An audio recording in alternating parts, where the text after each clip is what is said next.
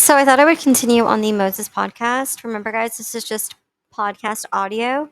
This will be, I believe, the last video where it'll just be audio, and then we can go back to footage.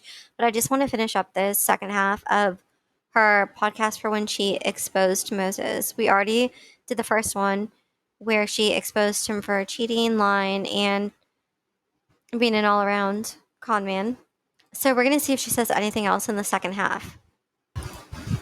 So we'll start off a little bit with some of the ending of the last time that we heard her speak. So remember, this is the podcast where she exposed Moses as being a lying, cheating snake. Because I don't even think, like, the brother-in-law, like, I don't think they like each other, or he doesn't like him. I don't know. There's some weird shit. They never want him to come over. They're very, I don't know. I sense a weird relationship, but that's all I'm going to say about that, because I don't know their I actually always liked Ethan and So, again, she's trying to make it seem like Moses and Ethan had some long-standing, long-history beef, but it was only one-sided. Only Moses didn't like Ethan. Ethan never disliked Moses. And then Trisha tries to say, and she knows this, by the way. She knows that it was one-sided with Moses talking all the crap about Ethan, but she tries to make it seem like, oh, Ethan never invited him over. Like, Ethan had Moses pretty involved in both life and career, so I don't think he was trying to neglect Moses in any capacity. She then tries to say, I liked Ethan and Ela. I always liked them. That's not true either. We all know that she did not like Ethan and Ela. Not before, not during, and not after Moses, ever. and they're cool, but Ethan follows me on Twitter, and then literally he, like, responded to one of my open pics, like, just stop, and I was like, you follow me, and then he's like, I have to unfollow, I did not sign. He's always so serious too. He's like, all right, I have to unfollow because I didn't sign up for this. I don't know what else to do. It's nothing personal. Like, okay, that's completely fair, though, if he doesn't want to see her oods. The thing, too, is that she's not mentioning here. She's trying to say, like, oh, I was just posting my oods on Twitter, and Ethan was like, oh, that's disgusting. I'm unfollowing because I didn't sign up for this. That's actually not true. Trisha would at Ethan with her oods, like, specifically at Ethan so that he would get them directly. So it's not just that she was posting on her own Twitter and he was being like, oh, gross. She was sending unsolicited oods to him, which is what she's holding back here. bother care about your bitch. Like, I just don't. Like, Aisha She cared enough about him to send him oods, though. used to be popping, like, back She cared enough about him to start dating his brother-in-law to get back at him, though. in the day, right? They used to have, like, Jack Black, Bill Burr, Bo Burnham, Crystalia, like, Shane. They used to get all these guests and shit, and it's like, I'm sorry, ain't no way she compared Shane with Jack Black. I don't think he makes that list. the other day they had a doctor talking about cocaine. I was like, yee. I think they need to start with just getting rid of all the interns that work for them, like Dan and all them. They Oh, okay. Two things here. One, she doesn't like discussions of the pandemic. She doesn't like discussions of the COVID because she herself didn't believe that anyone should have to quarantine or change their lives in any capacity because she believed that she should have the freedom to live how she wanted and not worry about others. Another thing is, notice that she says they need to get rid of all their interns, yet when Frenemies ended, she said, I never wanted him to fire his interns, yet before Frenemies even started, she wanted him to fire his interns. Before Frenemies even started, she wanted all his employees gone. This is kind of a smoking gun here, buried deep within this podcast. and they're just awful. They're just awful. I mean, I remember even before I went on the show, Dan being like, we don't want Trisha as a guest. Like, the worst decision ever, because their most popular episodes from last year and this year are me. So stupid, but Well, maybe Dan didn't want her because she was problematic and had a lot of controversial issues, and he didn't want that on their podcast. I don't think it's all about views all the time, at least not for them. She accused Ethan of being money hungry because he's Jewish, yet she's the one who operates her whole life based on how much money she can make and how many views she can secure. hey, okay, cool. Oh God. They just all need to, sometimes you just gotta, throw in the towel. Just stick with the Teddy Fresh. That's working for you guys. You guys are in stores and maybe just do that. So she's trying to downplay Ethan and Ela's career. and their business by saying that they're actually only good with steady fashion, that they should just quit the podcast because they're not good at it because their views are low. This is kind of confusing because they've been pretty successful before her, during her, and even after her. So I'm not sure why she thought she was better than them. And she herself has mentioned many times that she had a failing YouTube career, her own words. And she said that her views drop and then she sticks around until they come back. So I'm not sure why she wouldn't grant that same mindset to them. Like, why is it that only she can stay around when she's not getting views? Because they just look miserable in each one. But hey, I don't know. I'll watch it when I'm back on it. Shout out H. Trisha was watching the H3 podcast before she was ever even on it. So it is kind of funny that she says, I'll watch it when I'm back on it. She was watching it before she was ever on it. When she was with Jason Nash, way before anything, she used to tell Jason Nash that she watched the H3 podcast. About him. Do you know who Boogie is? No. He's like a gamer. He was like 600 pounds and then he lost a bunch of weight. I don't know if he did it naturally. Watermelon diet? No, but he was on H3 podcast yesterday, like 2 days ago. And H3, thanks for the unfollow. I unfollowed him too, but I kind of want to follow him back because I always think like, oh, I don't really care. But also he's tweeting literally for the past 75 days, and I think there's still 25 more days of him. It's just like, hey, help today. We're giving out money. Like, they were giving out money, which is cool. Love that. I don't want to see that on. One thing real quick is actually two things here. One is that she says that Ethan unfollowed her and it made her want to follow Ethan back, because this is what she does where, like, for instance, when Ethan didn't want to see her oods, so she kept adding him with her oods. When she knows that someone has a boundary, she likes to cross it. That makes her, that's what she wants to do. It makes her feel good. So her saying that about the follow, it's her doing that. Like, Ethan wanted me to stay away, so I wanted to come to him more. Also, she said, oh, they were tweeting about donations and giving things away. She's like, don't really want to see that on my timeline. Yet she got mad at him when he said he didn't want to see her oods on her timeline. Like, is Ethan's charity somehow more offensive than her open OC fix? My Twitter feed, like, maybe just do that privately, send him private DMs or some shit. Winning. Okay, so she's saying that she would rather Ethan's charity or donations or whatever be done privately, yet she's posting all her oods on Twitter. And when Ethan says, hey, I don't want to see those, especially added at me, she gets offended and mad. Yet she's saying here, which is ironic, you're giving money away. I don't want to see that. Maybe do that in private. I don't need to see it. Well, just unfollow him like he unfollowed you when you posted oods that he didn't want to see. That's what the unfollow button is for. Money from you. He was giving out like $500 a day to like 4 people, which is like, again, nice, but I don't want to see that on my timeline. So I was like, I'm going to unfollow him. I don't think that's why she unfollowed him. I think she unfollowed him because he unfollowed her, which is what she just said until she changed it. I don't know why she would change it to a story about how him giving money to the poor made her unfollow him. That's a very strange thing to say, that would upset her to that extent that she wouldn't want to see that. Because him and the Keemstar, it's like, I hope that real either, but also give it a rest. You tell like 40-year-old men, just literally, like, we're all kind of old as fuck to be on social media, but like, you're really gonna fight amongst each other? Okay, but at least it was 2 40-year-old men fighting each other and not a 30-year-old woman fighting a 15-year-old girl, which is what Trisha tried to do at 30 years old when she tried to fight 15-year-old Charlie D'Amelio. So yeah, she was too old for that, and everyone is too old to be fighting, but at least it was an even match with 2 40-year-old men and not a 30-year-old grown woman and a 15-year-old teenage girl. Really? Oh my God. What else? There's so much. Also, how did this go from a Moses drag to an Ethan drag? This is now an Ethan exposed video. Oh, toxic relationship. Oh, another passive aggressive thing about a friend, not talking about this guy. Okay, so here's another passive aggressive thing we're gonna do.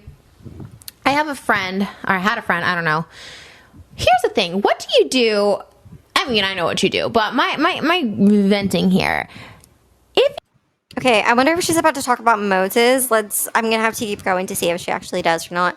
She says she's going to stop talking about him, but then she keeps going. So there's no telling if this is actually about Moses or not. Let's see. You're gonna talk shit about me. I haven't had this in a while. Why? Because I'm 32.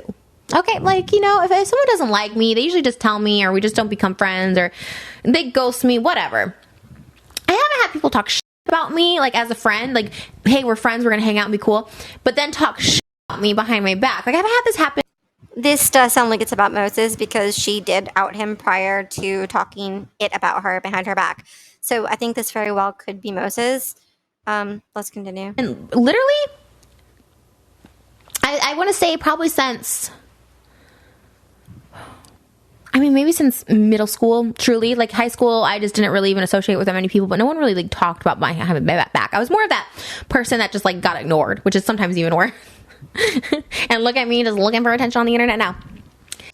I don't think this is necessarily true, but I don't think she's intentionally lying. I think she's forgetting. I'm pretty sure she had a female friend back in the start of her YouTube career that evidently was talking about her behind her back, and that's why they ended their friendship. She also had Shane Dawson, which granted she didn't know at the time that he was talking behind her back, so that one doesn't count. But I'm just saying it did seem to continue into her adulthood because both Shane Dawson and Colleen Ballinger also spoke about her behind her back.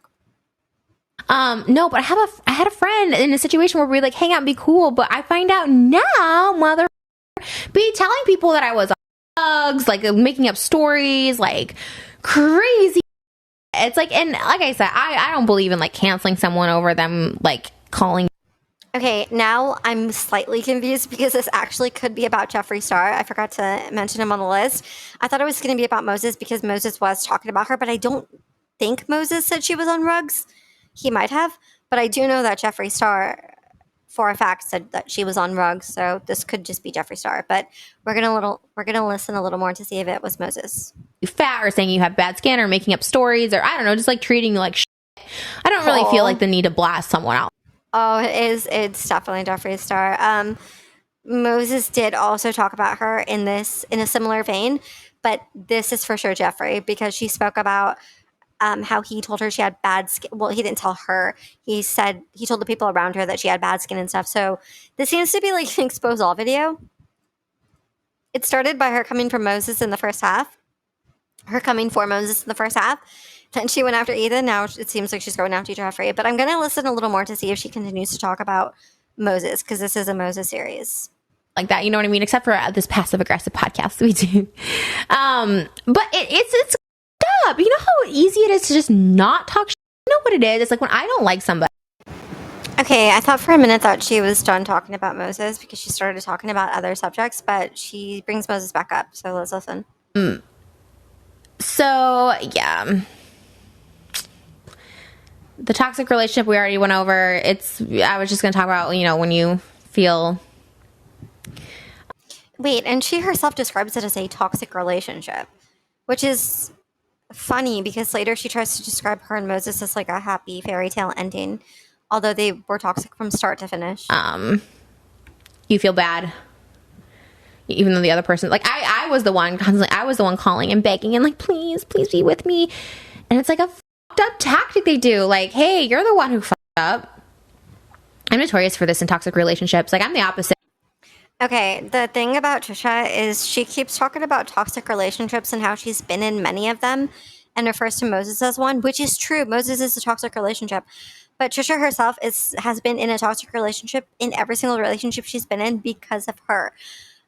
Even with Moses, she was toxic, but she's kind of trying to frame this like Moses was toxic and that she didn't do anything wrong. But that's not true. She's been a toxic person in every single relationship, not just mentally harmful, emotionally harmful, verbally harmful, and also physically harmful in all of them, which is confirmed by her and them. Apologize for you cheating on me. You know what I mean? Like for anything. It's like, I remember even, let's go back. This is Take a Shot Hour, the David Dobrik and Jason Nash mention of the podcast. We're going back to that. But when he did the Tana joke, and I found myself after I made the video.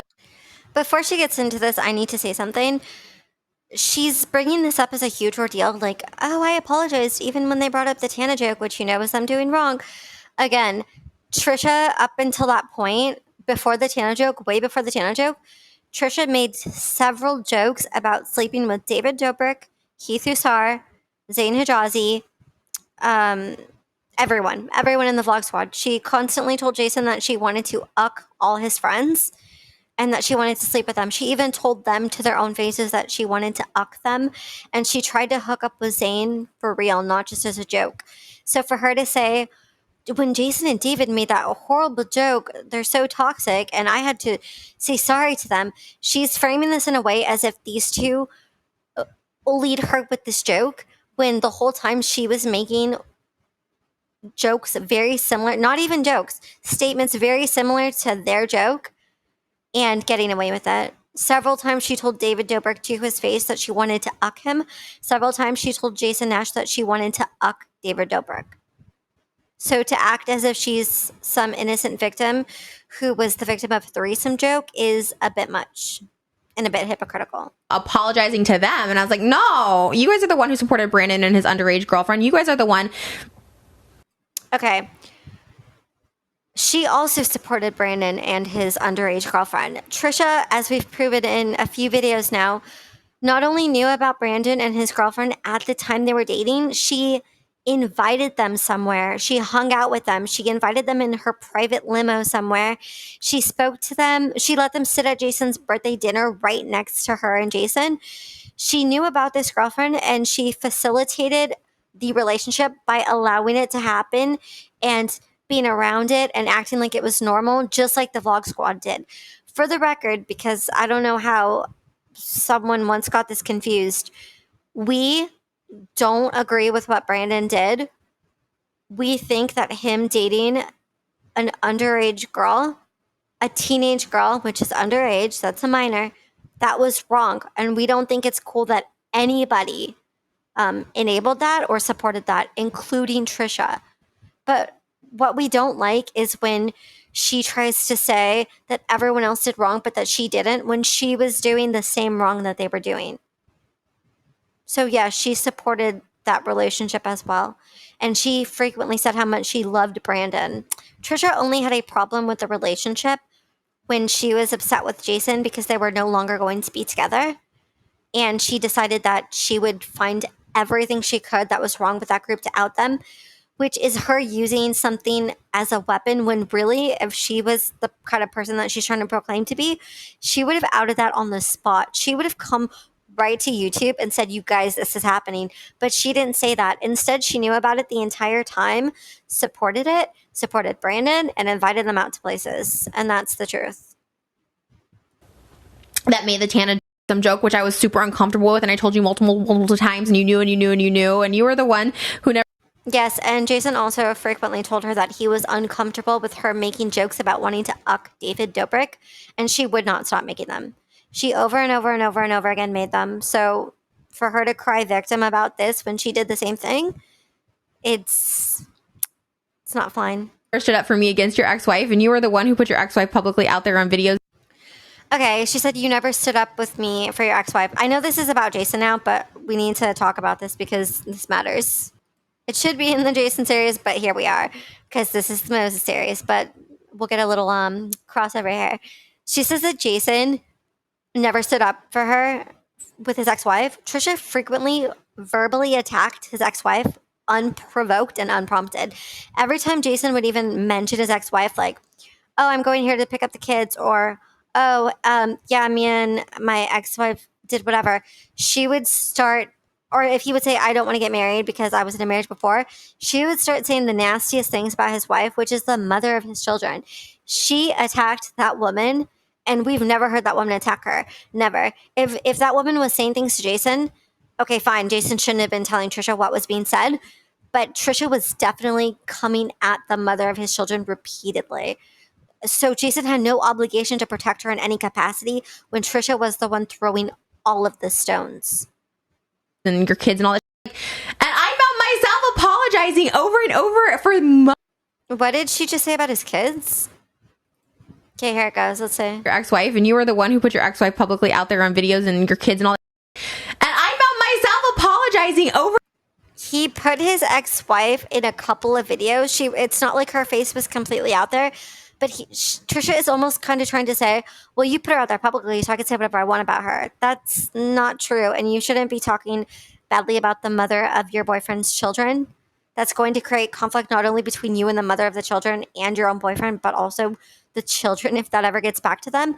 And it would get back to them because she was openly hating their mother online, publicly. Over for months. Me and Jason were still hooking up for like 3 months after that video. And I would always apologize, like, oh my God, please, can we just like... Oh, so here she let it slip. She told Ethan Klein that on Frenemies that Jason abandoned her after she made that video outing the Brandon thing and outing everything. But it turns out Jason still continued to see Trisha for 3 months afterward. Trisha made it seem like David made Jason never see her again, but it's not true. He continued to see her for 3 months after. Again, Jason only ultimately left when he was physically harmed and had a car driven through his house. Start over. Can we at least be friends? And he would like slowly give me, okay, all right, we'll have sex. Okay, we'll be friends. Like a little, like he'll throw me little bones, but also park your car up so no one will see it. And I was just like, I'm so sorry. Oh my God, I'm such an idiot. I'm so sorry. And so I find myself constantly apologizing, just like... She's equating what's happening with Moses to what happened with Jason, which makes no sense. She's like, oh my God, I was a little itch and I was apologizing when I shouldn't have. She was making the same jokes, and she ended up coming out and acting like that whole crowd was villains just because they made a joke when she had made 50 jokes 10 times worse than that. And about the Brandon situation, I will say again, if she truly cared, she would not have even been fake apologies. If she truly cared about him supporting a grown man dating a teenage girl, she would not have come over and said, oh my God, I'm so sorry, I apologize. You don't do that. You don't, just to go get some ex or to get your boyfriend back, you don't change your morals. You either care about that or you don't. She didn't care about it because she never outed it when it first happened. She only outed it when she needed something to use against them as a weapon. The fact that she even admits that she apologized for it is indicative of how little she actually cared about it. With this last dude, like, I'm so sorry. Like, I don't, like, I'm so sorry. I push people away. Like, what? Why am I? But she does do that. And I will say, she's not wrong that Moses was and is a bad guy. But the things that she's trying to victimize herself and say that she was completely blameless in any capacity and she was not toxic at all. But that's not true. She does push people away and she does harm people physically and mentally and verbally and emotionally. And for her to act like it was just Moses, look, don't get us wrong. Moses is not a good guy. He's just not. But Trisha's not a good woman either. Trisha's not a good person. So to act like just because he was bad means that somehow now she's not bad, she can't not be the problem in every scenario. Like, she can't be in 10 relationships and then all 10 relationships are the problem, but not her. Just, it happened to be that those 10 guys prior were the problem, not her. That's not how it works. Toxic relationship 101. Yeah. This last one was a doozy. That's my mom about just getting paid. Onlytrish.com. All right, let's wrap it up. So she says the last one was a doozy, meaning that it really messed with her, this last one. But remember, she does end up getting back with Moses, so it didn't mess with her that bad. She honestly spent more time talking about a bunch of other people in the second portion. Like, she spent more time talking about Jason. She spent more time talking about Ethan. Jeffree Star, which we cut out because it has nothing to do with anything. But yeah, I guess it kind of seemed here like she was still hoping that her and Moses could potentially work out, which in the end they quote unquote did, but not really, because is that really working out? If they both seem pretty miserable and she's still repeating the same pattern. Okay, I thought she was done talking about Moses again, but turns out she wasn't. So she starts to talk about what he was like in bed. So let's hear it. Okay, here's what she had to say about Moses in bed. And I love talkers. And the last guy I was with was not a talker. He's very silent, actually. I was like, eh. And I would do all the talking, which was kind of cool, I guess. But he wouldn't talk. I was like, hello, Okay, so she basically was bragging prior about this guy that she slept with after Moses.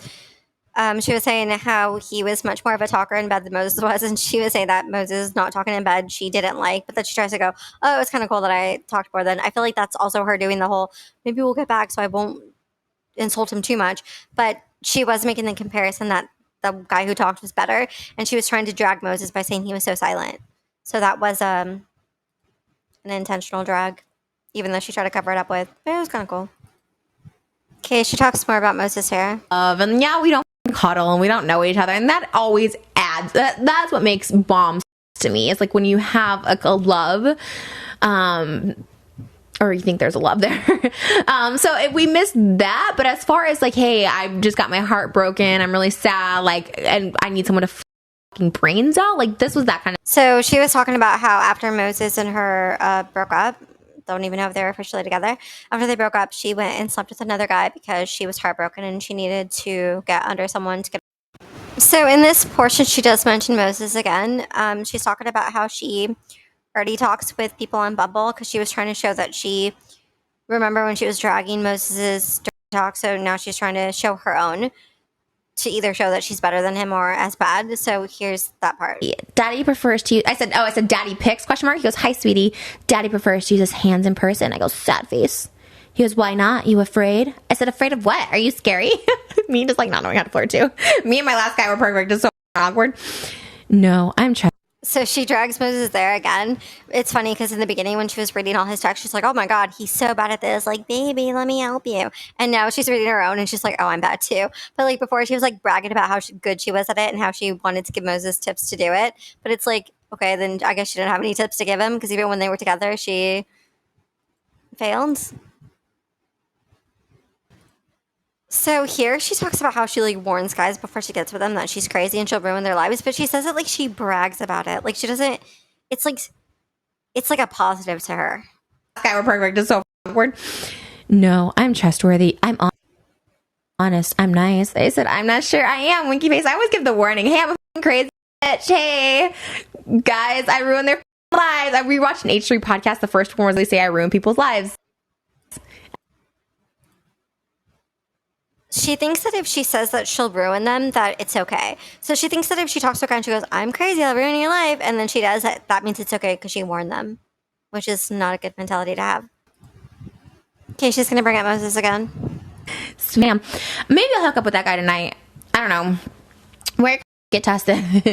I don't know. It's been fun. I kind of was like over casual because like, you know, sometimes you like think you found the one, you found your penguin, and you're like, casual, I have this.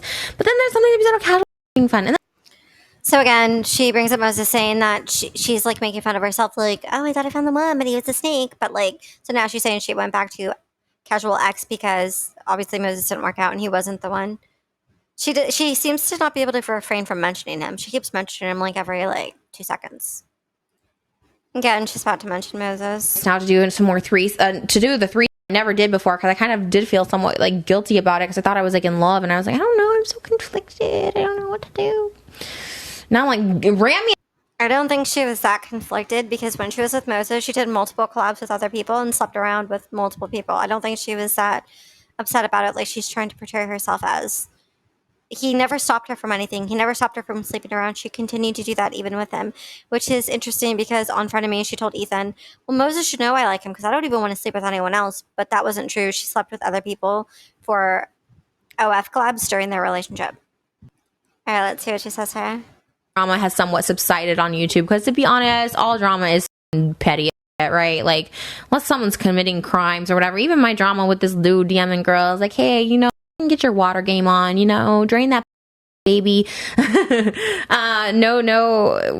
hate. I don't want anyone to get hated. Again, I'm so surprised that she keeps saying not to go and hate on Moses because every time she makes an exposed video, she wants people to hate on them. So I'm very, very, very surprised that she doesn't want to direct any hate toward Moses. This is very surprising, and I feel like it's because she thinks that her and Moses still have another chance to get together. Someone making fun of my weight. Okay, now that was pretty much the end of the podcast, the end of what she mentions of Moses. So yeah, it did seem like she exposed him, but then left the door open for them to potentially reconcile, which they ended up doing. She went hard on him. She exposed him, but it seems like she kept trying to be like, oh, but don't hate him. He didn't do the worst thing ever, even though she claimed Jason Nash making a Eason joke was somehow worse than Moses cheating on her and talking crap about her behind her back. That one's kind of confusing. But we're done with this podcast now, so now we can move on to actual footage of them together. So stay tuned for that because I'm pumped to do those again. The audios were a bit difficult, and I know they're also probably not as exciting because you don't visually get to see them. But it was worth doing because now we know the chronological order and we know more about the relationship and what happened. So stick around so we can all find out more together. The next one is going to be a doozy. Stay tuned for that.